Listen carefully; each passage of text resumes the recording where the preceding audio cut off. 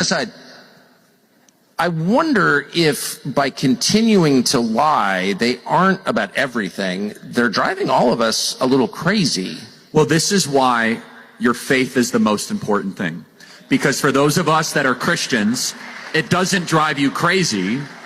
You actually see what's going on, which is that we do not wrestle against flesh and blood, but against principalities and darkness and spirits, that there's a spiritual war here. And you're right, Tucker. I find people in this space that are not anchored to faith, anchored to Jesus, they do lose their mind. Because there is no rational or reasonable explanation for what the country is doing to itself or what we are experiencing. But if you then see and you know that there is a God and we are not him, that there is an entire dimension of angels and demons and spirits that are constantly struggling around us, and that there is a supernatural dimension, as you mentioned, all of a sudden, that does then make sense.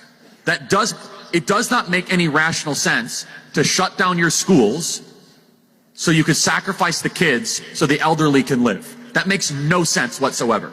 It makes no sense whatsoever to keep your marijuana dispensaries open and your alcohol shops open, but the church not essential.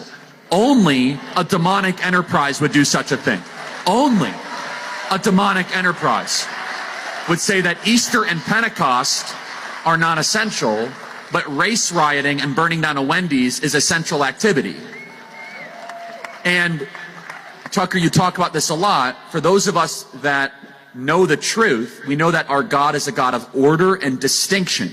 What is the first thing that God did? In the Hebrew scriptures it says, well, and also our scripture, in the original Genesis, Bereshit, which is in the beginning God created the heavens and the earth, and then he separated and he made sense, he made order out of chaos.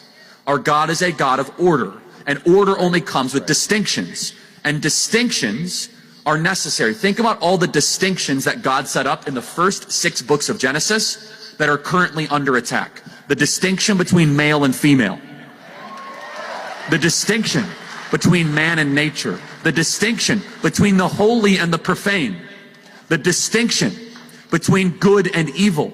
The distinction between infant and adult. These distinctions have always been what Western civilization were built upon.